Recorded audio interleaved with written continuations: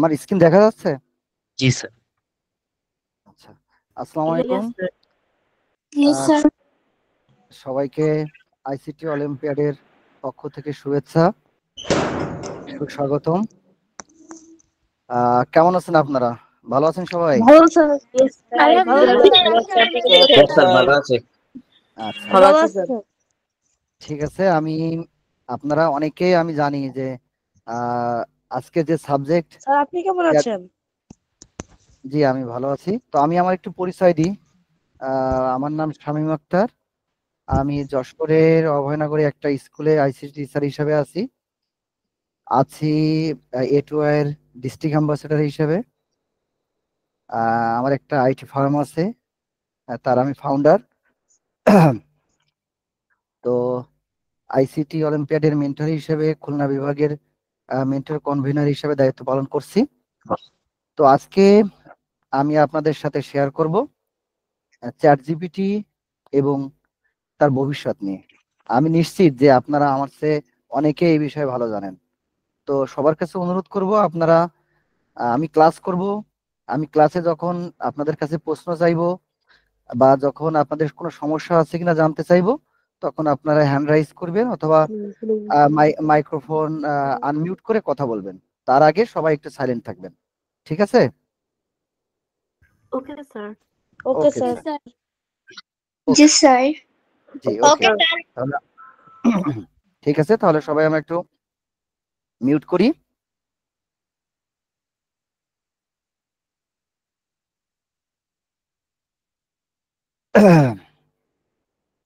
Chat GPT আসলে কি, এটা আমরা মনে হয় কম বেশি সবাই জানি।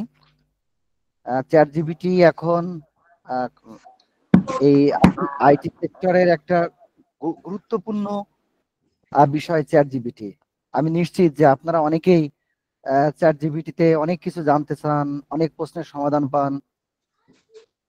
অনেক কিছুই আপনাদের আসলে এই চ্যাট জিপিটি সম্পর্কে আগ্রহ আছে। বিশেষ করে রিসেন্টলি চায়নার একটা চ্যাট জিপিটি ডিপসিক, যেটা নিয়ে খুব আলোড়ন। এসব বিষয়ে আপনাদের অবশ্যই জানার আছে। আমি জাস্ট আপনাদের সাথে একটু শেয়ার করব। আপনাদের কথা শুনবো, আপনারা যা জানেন আমি যা জানি সেই জিনিসগুলো একটু শেয়ার করব সবার সাথে। তো আসলে চ্যাট জিপিটি কি? চ্যাট জিপিটি হলো যে ওপেন এআই একটি কৃত্রিম বুদ্ধিমত্তার ভাষার মডেল, আর্টিফিশিয়াল ইন্টেলিজেন্ট মানে এআই। তো এটি প্রাকৃতিক ভাষা প্রক্রিয়াকরণ প্রযুক্তি ব্যবহার করে। আমরা যে কোনো প্রশ্ন জানতে চাইলে সে উত্তর দেয়। শুধু প্রশ্ন না, আমরা ছবি আঁকতে বললে ছবি আঁকে, আমরা গান শুনতে চাইলে গান শোনায়, আমরা ভিডিও তৈরি করতে বললে সে তৈরি করে দেয়। অনেক কাজ করে চ্যাট জিপিটি।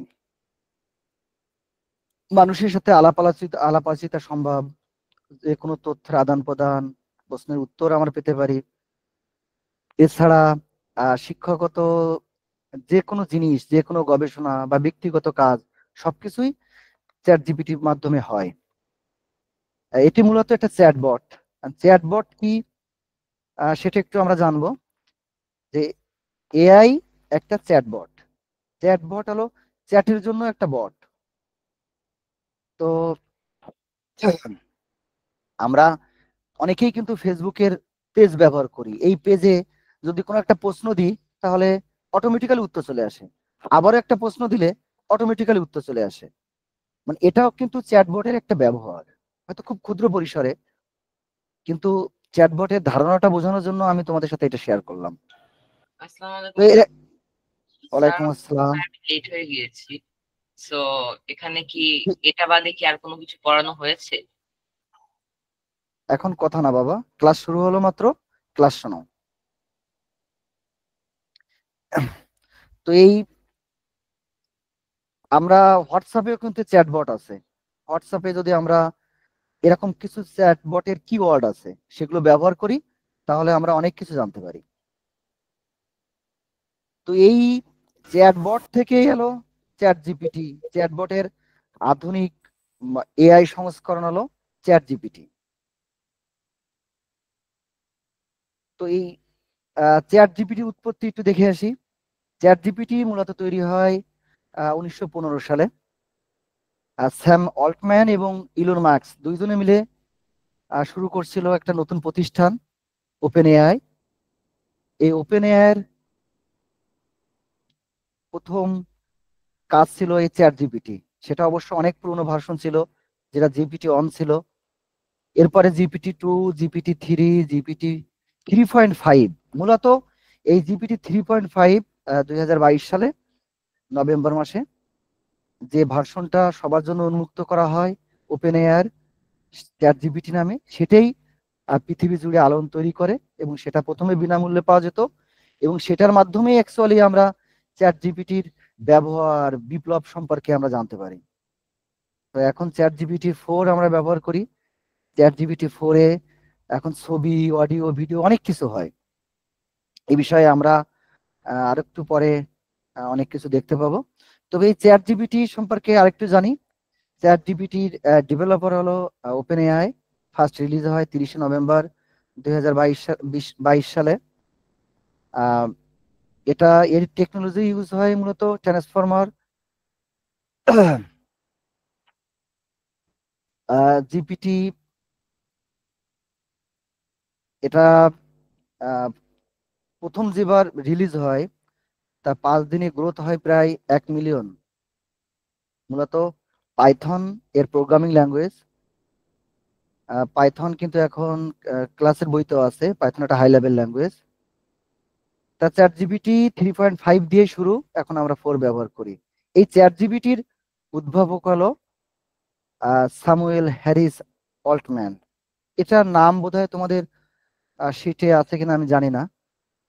এই মোটামুটি এরকম আমি কিছু ক্লাসে তথ্য দিব, শেয়ার করব। এই জিনিসগুলো তোমরা একটু নোট করবা বা একটু মনে রাখবা, কারণ এরপরে তোমাদের কুইজ আছে শেষে, তোমাদের বলতে হবে যে তোমরা কি জানলে, কি শিখলে। ঠিক আছে? আচ্ছা, তো এই চ্যাট জিপিটি নিয়ে আরো একটু বলার আগে একটু বলি। ধরো ডক্টর মোহাম্মদ শহীদুল্লাহর নাম শুনেছি আমরা সবাই, তাই না? ডক্টর মোহাম্মদ শহীদুল্লাহ একটা বহু ভাষাবিদ। আর ডক্টর মোহাম্মদ শহীদুল্লাহ স্যার উনি 27টা ভাষায় পারদর্শী ছিলেন। কিন্তু আমাদের চ্যাট জিপিটি কিন্তু এখনো পর্যন্ত প্রায় 95টি ভাষা একেবারে স্মুথলি অনুবাদ করতে পারে।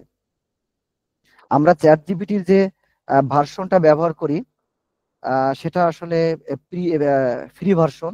আমরা যদি অ্যাডভান্স লেভেলে কোনো কাজ করতে চাই তাহলে এটার পেইড ভার্সন আছে। আনুমানিক প্রায় মান্থলি $20 লাগে এর একটা পেইড ভার্সন ব্যবহার করতে গেলে।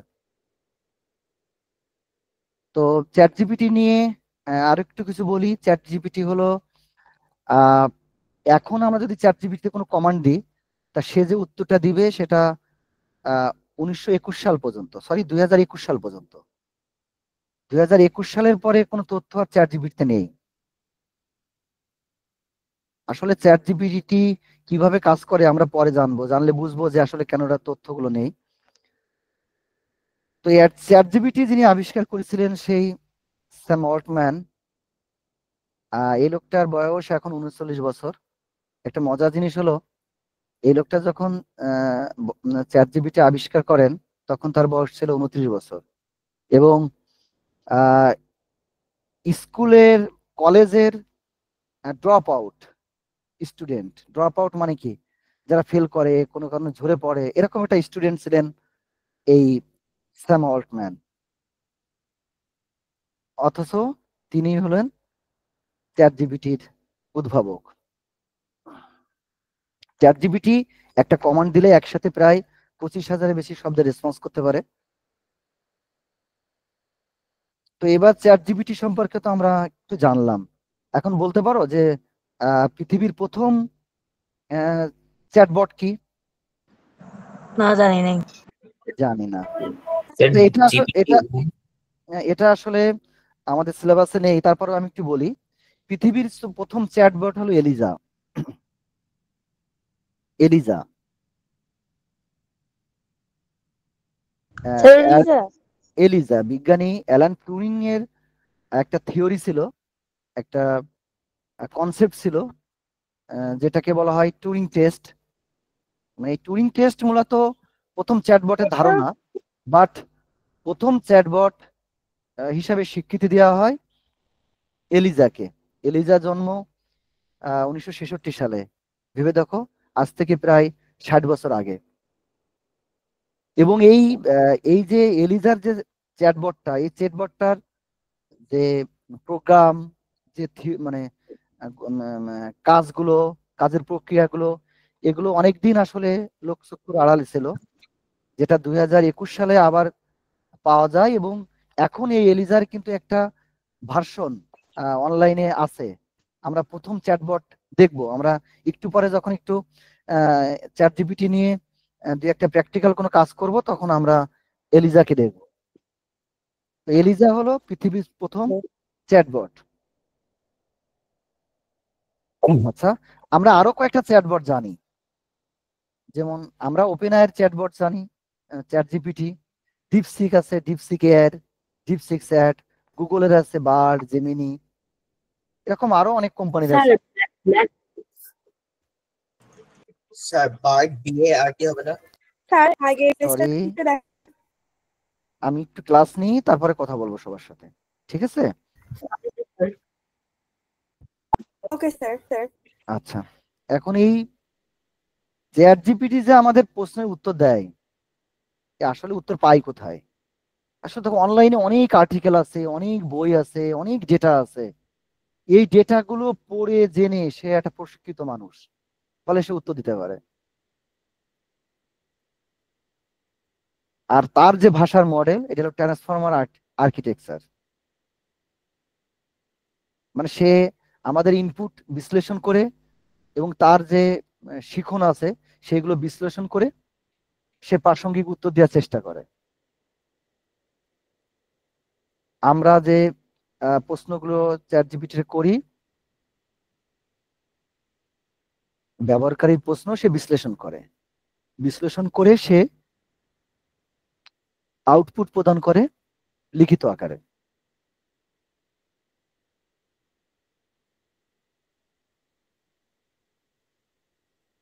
চ্যাট জিপিটির উপাদান, মানে চ্যাট জিপিটির তথ্য বা প্রক্রিয়ার সাথে কি কি জড়িত? একটা হলো বই, উইকিপিডিয়া, ব্লগ,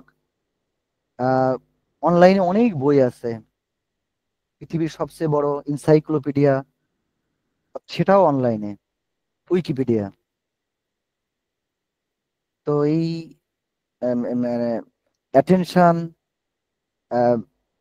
মেকানিজম, আর্কিটেকচার, তারপরে শিক্ষার অ্যালগোরিদম, এবং সর্বোপরি ইন্টারফেস, চ্যাটবট, চ্যাটবক্স বা অ্যাপস, এগুলো ব্যবহার করে চ্যাট জিপিটি কাজ করে। চ্যাট জিপিটি আমাদের শিক্ষায় কত সম্ভাবনা তৈরি করে। আমরা ব্যক্তিগত যে কোনো প্রশ্নের উত্তর পাইতে পারি চ্যাট জিপিটির মাধ্যমে, যে কোনো শিক্ষামূলক কন্টেন্ট তৈরি করতে পারি। আমরা চাইলে চ্যাট জিপিটি বলতে পারি একটা কবিতা লিখে দাও, সে কবিতা লিখে দেবে, একটা গান লিখে দাও, একটা প্রবন্ধ লিখে দাও, আমরা দেখবো। তা এরকম একেবারে স্মুথলি, খুব দ্রুত সে আমাদের সব প্রশ্নের উত্তর দেয়।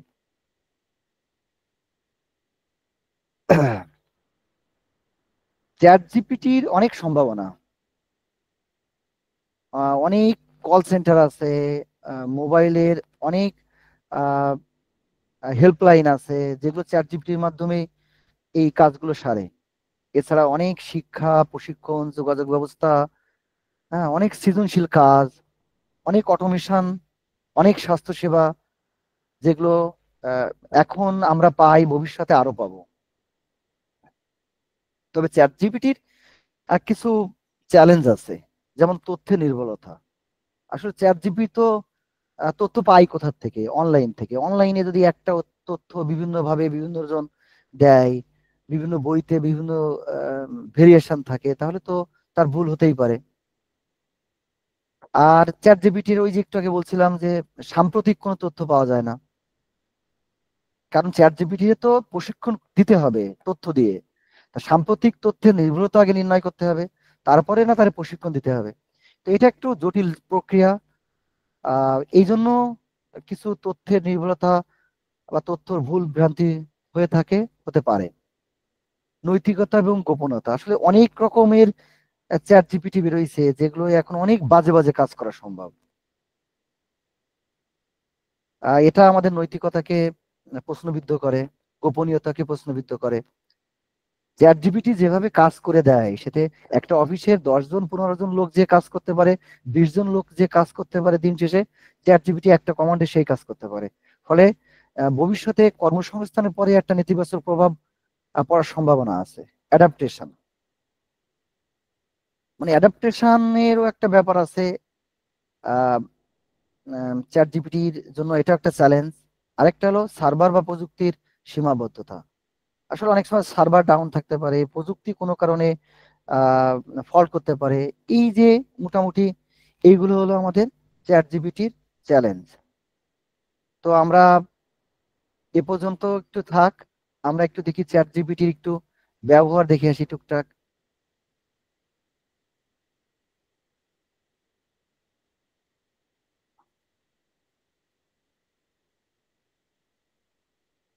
চ্যাট জিপিটি আমার বিশ্বাস যে তোমরা সবাই ব্যবহার করো, তাই না? তো আমি দেখি চ্যাট জিপিটির একটা প্রশ্ন লিখি প্রথমে। চ্যাট জিপিটির বলি যে পৃথিবীর প্রথম চ্যাট জিপিটি কি, চ্যাটবট কি, দেখি সে কি উত্তর দেয়।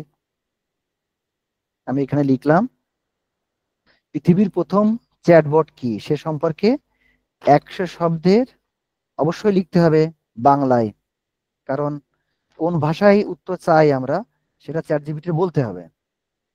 তো দেখি সে কি করে। এই দেখো, অলরেডি সে লেখা শুরু করেছে।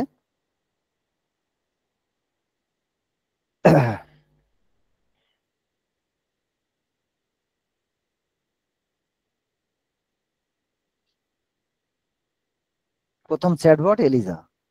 এভাবে সে এখন 1000 শব্দের একটা প্রবন্ধ লিখে দেবে। খুব মজার জিনিস না? তো এখন যদি আমি এই চ্যাট জিপিটিরে যা বলি, সে সে তাই করে দেবে। এখনো কিন্তু সে প্রবন্ধ লিখছে চ্যাট জিপিটি। সবাই একটু আনমিউট করতে পারো।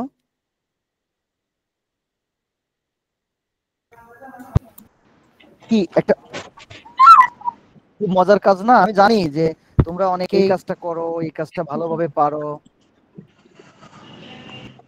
দেখো আমাদের চ্যাট জিপিটি কিন্তু এখনো লিখছে।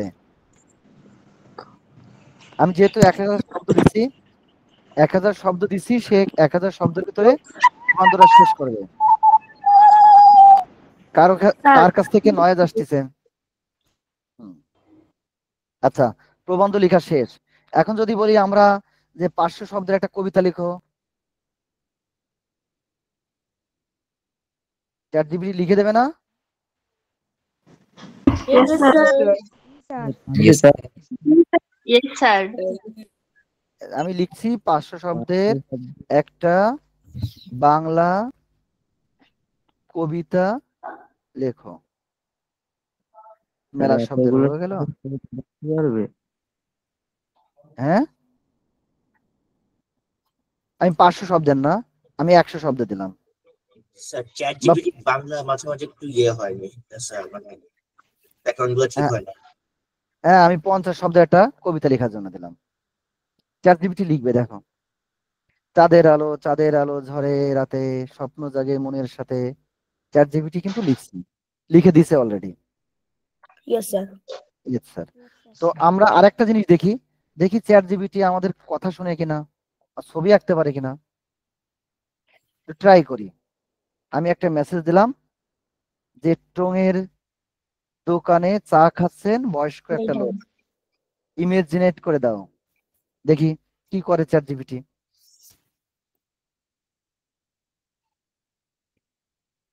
দেখো একটা ছবি জেনারেট হচ্ছে।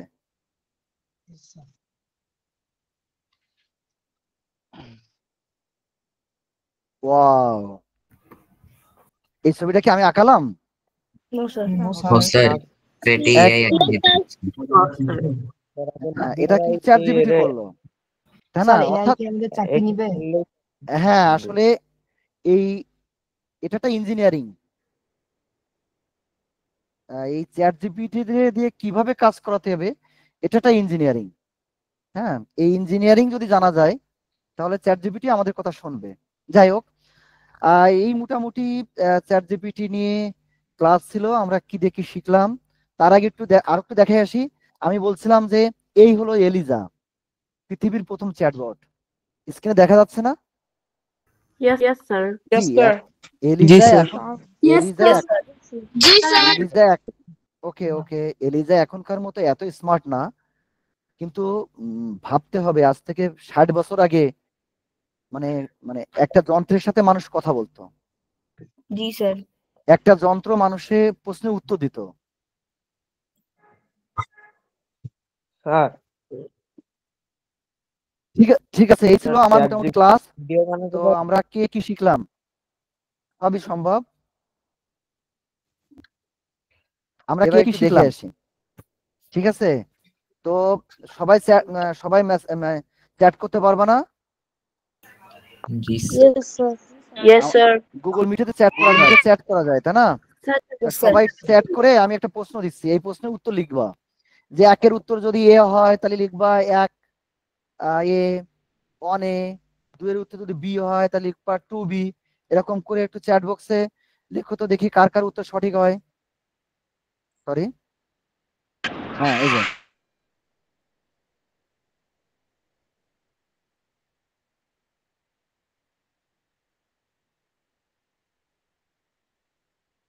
প্রথম চ্যাটবট কি? 2 নম্বর হলো চ্যাট জিপিটি ডেভেলপ করেছে কোন কোম্পানি? 3 নম্বর হলো চ্যাট জিপিটি প্রথম কবে চালু হয়? 4 নম্বর হলো চ্যাট জিপিটি কে উদ্ভাবক, মানে এর উদ্ভাবক কে? এগুলো পারবো না সবাই? হ্যাঁ অবশ্যই অবশ্যই, দেখো একটু উত্তর দাও।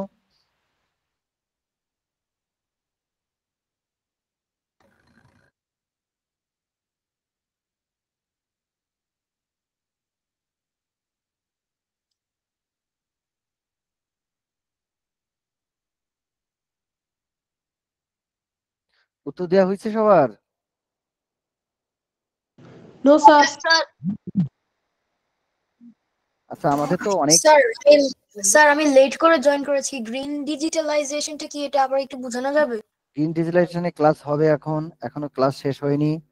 হ্যাঁ, অনেকে উত্তর দিছে, 1 এর ডি, 2 এর সি, 3 এর সি, 3 এর সি।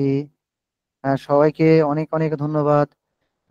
অধিকাংশের উত্তরই সুন্দরভাবে হয়েছে, সঠিক হয়েছে। তো আমি উত্তরটা একবার বলে দিই। প্রথম চ্যাট জিপিটি আমরা জানি যে এলিজা, তার মানে ডি।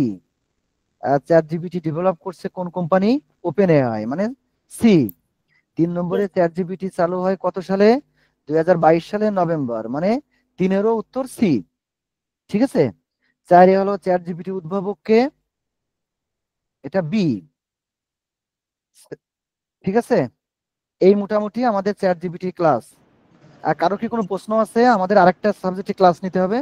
Yes, sir. আমার একটা প্রশ্ন ছিল। হ্যাঁ অবশ্যই। স্যার চ্যাট জিপিটি ওরা কোথা থেকে মানে অ্যানসারটা বার করে? ওরা কোথা থেকে কি বের করে বাবা? ওরা কোথা থেকে মানে আমরা যে প্রশ্নটা করি ওই প্রশ্নটার উত্তরটা বার করে? আচ্ছা, ধরো আমি সহজভাবে বোঝাই। আমরা ডিকশনারিতে যে কোনো প্রশ্নের উত্তর পাই না? Yes sir. ডিকশনারি কোথায় আছে? ডিকশনারির ভিতরে তো লেখা আছে আগের থেকে, তাই না? আসসালামু আলাইকুম স্যার। ডিকশনারির ভিতরে তো আগের থেকে লেখা আছে।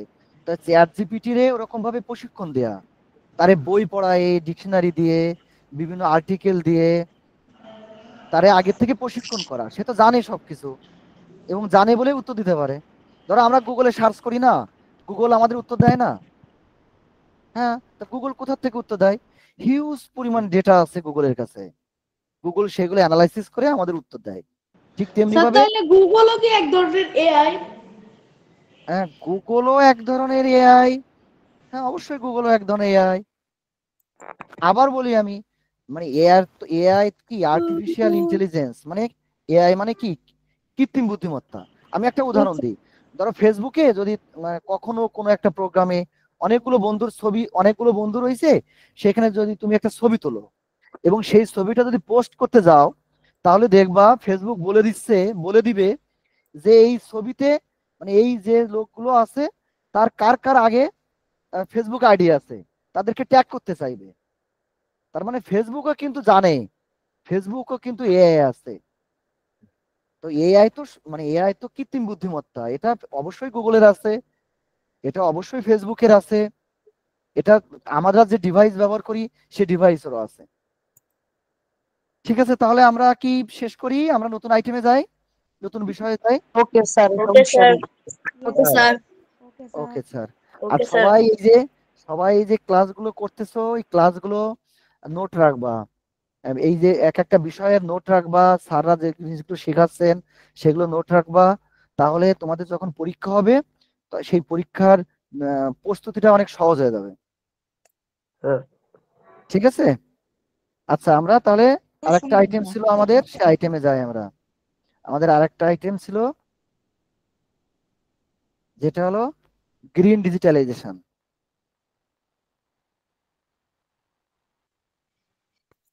গ্রিন ডিজিটালাইজেশন, সবুজ ডিজিটালাইজেশন। আচ্ছা, সবুজ আবার ডিজিটালাইজেশন হয়? হয়। আসলে ব্যাপারটা কি, যে ডিজিটাল প্রযুক্তি ব্যবহার করতে হবে এবং সেটা পরিবেশ বান্ধব হতে হবে। দেখো আমরা অনেক জিনিস ব্যবহার করি, প্লাস্টিক, কাঁচের, অনেক রাসায়নিক দ্রব্য ব্যবহার করি যেগুলো প্রকৃতির জন্য অনেক ক্ষতিকর, তাই না? তো বিজ্ঞানীরা দেখতেছে যে বর্তমান এবং নেক্সট পৃথিবীর সবচেয়ে বেশি ভয়ানক অবস্থা হলো ইলেকট্রনিক বর্জ্য।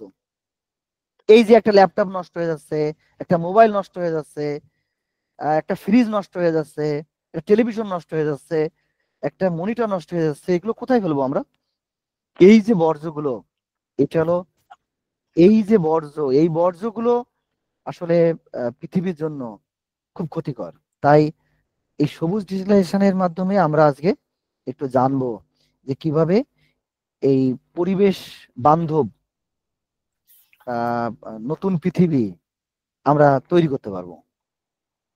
স্যার আপনার এই ছবিটা চ্যাট জিপিটিতে বানানো? তা তো অবশ্যই। ঠিক আছে, তাহলে আমরা আরেকটু দেখি। আসলে গ্রিন ডিজিটালাইজেশন মানে হলো যে আমাদের সমাজের প্রতিটা ক্ষেত্রে পরিবেশ বান্ধব প্রক্রিয়া গড়ে তুলতে হবে। আমাদের শক্তি, আমাদের সম্পদ, আমাদের যে কার্বন নিঃসরণ, এগুলো হ্রাস করতে হবে। একটা টেকসই কাঠামো দাঁড় করাতে হবে যেখানে পরিবেশের সবাই সুস্থভাবে থাকতে পারে, পরিবেশ দূষিত না হয়। এই যে মিল কারখানা থেকে টেকসই মানে যেটা অনেকদিন থেকে, ঠিক আছে। এখন এই সবুজ ডিজিটালাইজেশনের জন্য আমাদের কি কি মৌলিক ধারণা জানতে হবে বা বাস্তবায়ন করতে হবে। এটা হলো প্রথমে আছে নবীকরণযোগ্য শক্তি। তার মানে একটা শক্তিকে যাতে আবার রূপান্তর করা যায়, নবায়ন করা যায়, যাতে শক্তির হ্রাস না হয়। আচ্ছা, সূর্যের আলো কি কখনো হ্রাস হয়, কমে যায়? আমি যতই ব্যবহার করি কমে না। বাতাস, পানি কমে না। তাহলে এই সব এনার্জি ব্যবহার করে যদি আমরা সবুজ ডিজিটালাইজেশনের চিন্তা ভাবনা করি তাহলে সেটা হবে একটা টেকসই প্ল্যান। শক্তি দক্ষতা, এনার্জি এফিসিয়েন্সি, কম শক্তি ব্যবহার করতে হবে কিন্তু কাজ হবে অনেক বেশি। ঠিক আছে, মানে এই দেখো আমরা আগে অনেক অন্যরকম বাল্ব ব্যবহার করা হতো, এখন কিন্তু সব এলইডি বাল্ব ব্যবহার করা, এতে খরচ কম না? জি স্যার।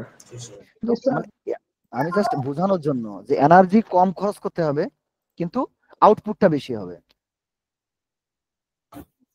ডেটা সেন্টার পরিচালনা করা, তো এই ডেটা সেন্টার কার্যক্রমগুলো পরিবেশ বান্ধব হতে হবে। ডেটা সেন্টার কি, যেখানে ডেটাগুলোরে স্টোর করে রাখা হয়, সংরক্ষণ করে রাখা হয়। এই ডেটা সেন্টারের পরিবেশ বা ডেটা সেন্টারের আউটপুটও যেন পরিবেশ বান্ধব হয়, এর থেকে যে বর্জ্যগুলো বেরোবে সেটাও যেন পরিবেশ বান্ধব হয়। আর সর্বশেষ ইলেকট্রনিক বর্জ্যের ব্যবস্থাপনা সঠিক করতে হবে। নয়েজ আসতেছে কার কাছ থেকে? একটু মিউট করো।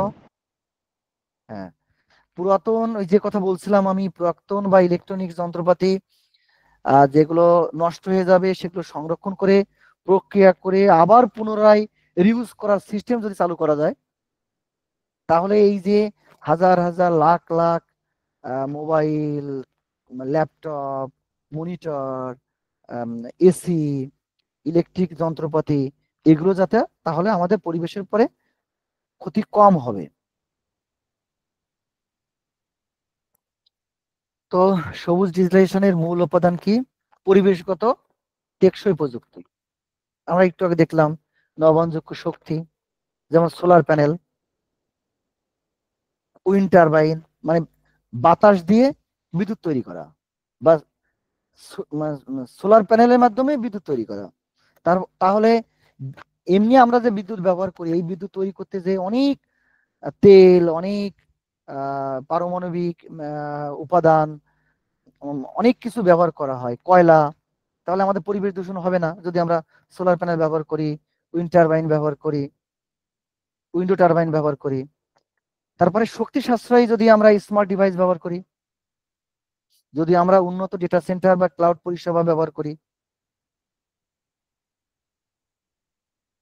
এবার আসি ই বর্জ্যের টেকসই ব্যবস্থাপনা, পুনর্ব্যবহারযোগ্য যদি উপকরণ আমরা ব্যবহার করি, যে উপকরণটা আবার আমরা নষ্ট হলে একটু রিসাইকেল করে আবার ব্যবহার করতে পারবো। আন্তর্জাতিক মান আছে এই ই বর্জ্যের ব্যবস্থাপনার জন্য, সেই মানটা যদি আমরা সংরক্ষণ করতে পারি, মেনে চলতে পারি। কাগজবিহীন প্রযুক্তি, এই যে আমরা লেখাপড়ার জন্য যে কাগজ, বই খাতা, কত হাজার হাজার লাখ লাখ গাছ নষ্ট করে আমাদের কাগজগুলো বানাতে হয়। তো এই যদি গাছ যদি আমরা না বানাই, কেটে, মানে গাছ কেটে যদি কাগজ না বানায়, যদি অন্য কোনো উপায়ে, মানে এই যে digital document, e learning platform, এগুলো ব্যবহার করে যদি আমরা লেখাপড়া করতে পারি, আমাদের এই কাজগুলো করতে পারি, তাহলে কিন্তু আমাদের পরিবেশ বান্ধব হবে। স্মার্ট সিটি এবং স্মার্ট ইনফ্রাস্ট্রাকচার, ইলেকট্রিক যানবাহন, স্মার্ট ট্রান্সপোর্ট। ঢাকা শহরে কিছু ইলেকট্রিক বাস চালু হয়েছে, এখন অনেক স্কুটি আছে যেগুলো ইলেকট্রিক। চায়না, জাপানে তো 50% গাড়ি হলো ইলেকট্রিক। এরকম করে যদি, খুব রিসেন্টলি দেখলাম যে ইলেকট্রিক বিমানের চিন্তা ভাবনা হচ্ছে। তো এরকম করে যদি ইলেকট্রিক ডিভাইস বা ব্যবহার করতে পারি আমরা বেশি করে, তাহলে আমাদের সেটা পরিবেশ বান্ধব হবে।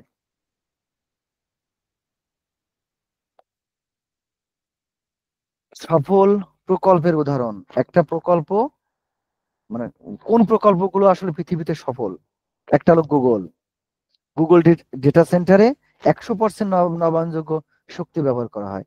তোমরা গুগল ডেটা সেন্টার দিকে সার্চ দেবা, দেখবা ওদের ইনভায়রনমেন্ট, মন জুড়ায় যাবে, মনে হবে একটা পার্কে বেড়াতে আসছি, একটা কোনো বাগান, এরকম একটা পরিবেশ বান্ধব কোথাও বেড়াতে আসছি।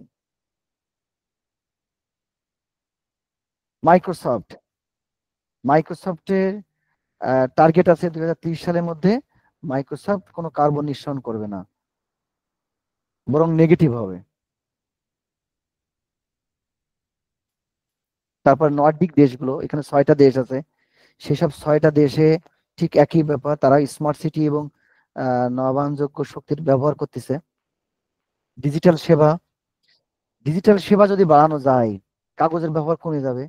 এই যে এনআইডি, জন্ম নিবন্ধন, রেজাল্ট, বিভিন্ন জায়গায় অ্যাডমিশন, এভরিথিং, ব্যাংকিং, আমাদের মোবাইল ব্যাংকিং, এরকম ডিজিটাল পরিষেবা যত বাড়বে, তত কাগজপত্র কম ব্যবহার হবে, ফলে সেটা অবশ্যই তত বেশি আমাদের পরিবেশ বান্ধব হবে। বাংলাদেশের সবুজ ডিজিটালাইজেশনের সম্ভাবনা, তো পরিবেশগত প্রভাব, মানে আমরা যদি এইটা করতে পারি, তাহলে আমাদের পরিবেশে কার্বন নিঃসরণ কম হবে। কার্বন যত বেরোয় একটা যন্ত্র থেকে, একটা জ্বালানি থেকে, তত পরিবেশের জন্য ক্ষতিকর। ফ্রিজ থেকে কার্বন বেরোয়, এসি থেকে কার্বন বেরোয়, রান্না বান্না করলে কার্বন বেরোয়। ই বর্জ্যের পুনর্ব্যবহার, এটা আমাদের পরিবেশ বান্ধব হবে। প্রাকৃতিক সম্পদ সংরক্ষণ করা যদি আমরা করতে পারি, সেটাও পরিবেশ বান্ধব হবে। অর্থনৈতিকভাবে এর প্রভাব আছে। স্মার্ট কৃষি প্রযুক্তির প্রসার ঘটবে, নতুন কর্মসংস্থান সৃষ্টি হবে, আর শক্তি সাশ্রয় হবে। অবশ্যই সামাজিক প্রভাব আছে, ডিজিটাল শিক্ষার প্রভাব হবে, টেলিমেডিসিনের প্রভাব হবে, টেকসই নগরায়ন হবে। ওই যে টেকসই মানে এমন একটা নগরায়ন, এমন একটা সভ্যতা তৈরি হবে যেটা টেকসই হবে। তো এই পার্ট থেকে আমরা শিখলাম যে আমাদের অবশ্যই গ্রিন ডিজিটালাইজেশন আর দিকে যেতে হবে। আমাদের বর্জ্য ব্যবস্থাপনা সুন্দর ব্যবস্থাপনা করতে হবে, এটা আমাদের ভবিষ্যতের জন্য অপরিহার্য। আমাদের শক্তি সঞ্চয় করতে হবে, এমন শক্তি ব্যবহার করতে হবে যা পরিবেশের জন্য কম ক্ষতি হবে, সামাজিক উন্নয়ন হবে, কম শক্তি খরচ করে বেশি পরিমাণ কাজ পাওয়া যাবে। এইসব চ্যালেঞ্জ যদি আমরা মোকাবেলা করতে পারি তাহলে ভবিষ্যৎ পৃথিবীতে একটা সুন্দর বাসযোগ্য পরিবেশ তৈরি হবে।